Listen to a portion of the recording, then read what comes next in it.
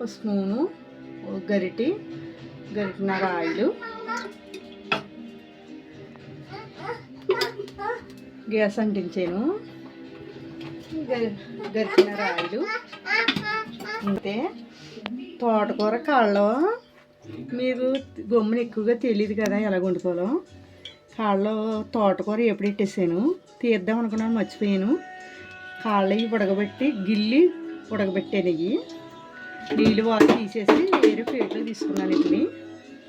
ఇందులో వేసుకుని ఏమో కారం, పసుపు, మసాలా పొడి, ఉప్పు, ఉల్లిపాయలు వాడతలేదు నేను. అందుకని ఇది జీలకర్ర, గసగసాలు, ధనియాలు, ఎల్లుల్లిపాయలు 3 వేసాను. 3 వేసి పేస్ట్ చేసుకోవాలి. ఇలాగా వేసుకోవాలి. ఇది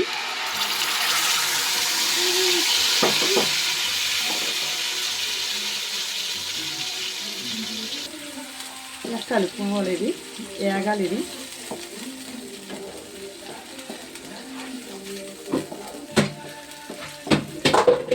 బాగా వేగాలి. ఇది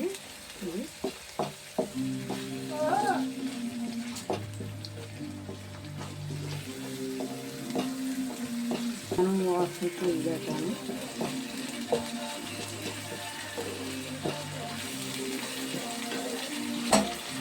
చిటికెడు పసుపు,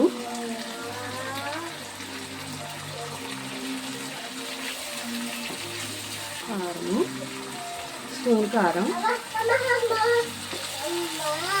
సరిపడి టేస్ట్ తగ్గట్టు కారం ఎంత తింటారో అంత. కారం ఎక్కువ తింటే స్పూన్ అది వేసుకోండి, తక్కువ తిన్నవాళ్ళు స్పూన్ అది సరిపోద్ది. అల్లం పేస్ట్ చేస్తాం కదా, దీనికి దానికి సరిపోద్ది. తర్వాత మసాలా పొడి, ఉల్లిపాయ, ఉప్పు వేస్తున్నాను, స్పూన్ ఉప్పు,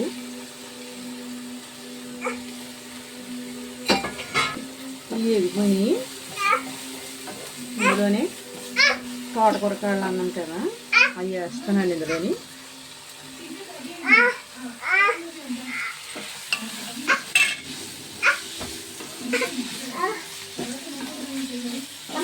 బాగా కలిసిలాగా వేసుకోవాలి. ఇది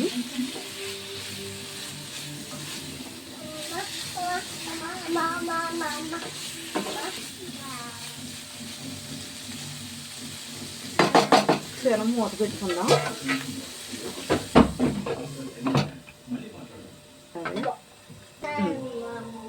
మూత పెట్టుకున్నాను.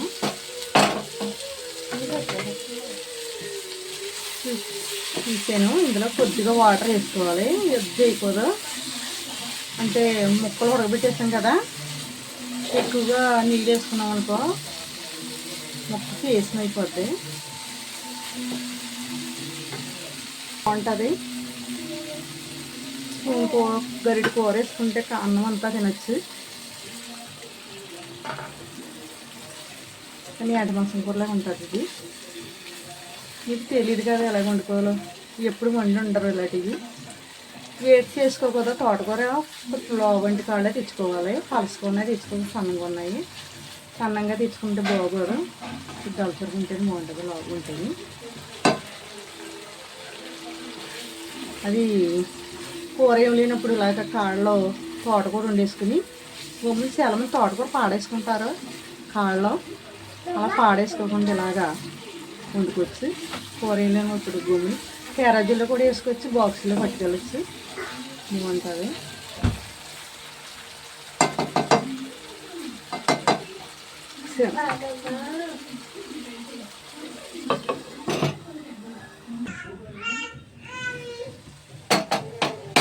కూర ఉడికిపోయింది.